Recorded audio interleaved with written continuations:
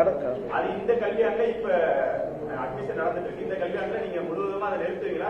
எல்லா மாநில சட்டமன்ற கூட்டத்தொடர் தேர்தல் முடிஞ்ச உடனே நடக்க இருக்கு. கண்டிப்பாக இந்த கோரிக்கையெல்லாம் பேசுறதுக்கு நாங்க உறுப்பினர்கிட்ட சொல்லியிருக்கோம். கண்டிப்பா பேசுவோம். ஏற்கனவே இருக்கு.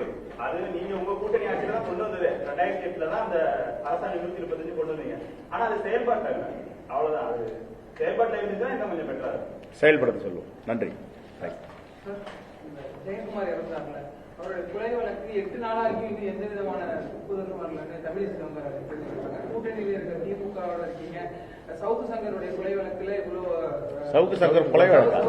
வழக்குல இவ்வளவு தீவிரமா திமுக செயல்பட்டு வரப்ப இந்த கொலை வழக்குல எதுவுமே நடவடிக்கை எடுக்கலன்னு கேட்கிறாங்க. இல்ல, ரெண்டு விஷயங்க. இந்த வழக்குகள் பாத்தீங்கன்னா, ஒருத்தர் பெண்களை பற்றி அவதூறாக பேசுகிறார்.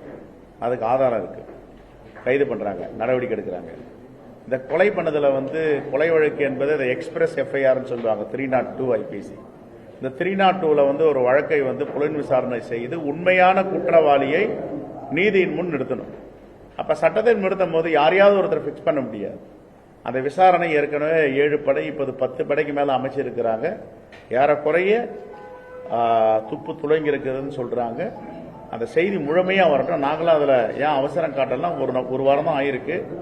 நாம போய் புலன் விசாரணை போய் தலையிட வேண்டாம். அவர்கள் நியாயமாக என்ன நடந்ததோ அதை நாட்டு மக்களுக்கு தெரிவிக்க வேண்டும், எங்களுக்கும் தெரிவிக்க வேண்டும். யார் எப்படிப்பட்டவர் குற்றவாளியாக இருந்தால் சட்டத்தில் முன் நிறுத்த வேண்டும் என்று நாங்கள் தொடர்ந்து சொல்லி வருகிறோம்.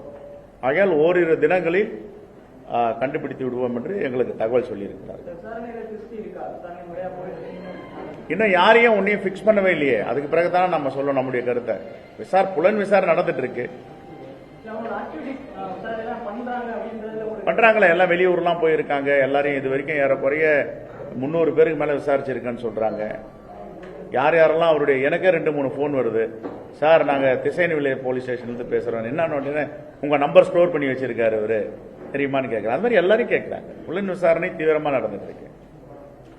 மீண்டும் பாஜக ஆட்சி மத்தியில் அமைஞ்சா தமிழக முதலமைச்சர் ஸ்டாலின், பினராயி விஜயன், மம்தா பானர்ஜி கைது செய்யப்படுவார்கள் அரவிந்த் கெஜ்ரிவால் குற்றச்சாட்டு.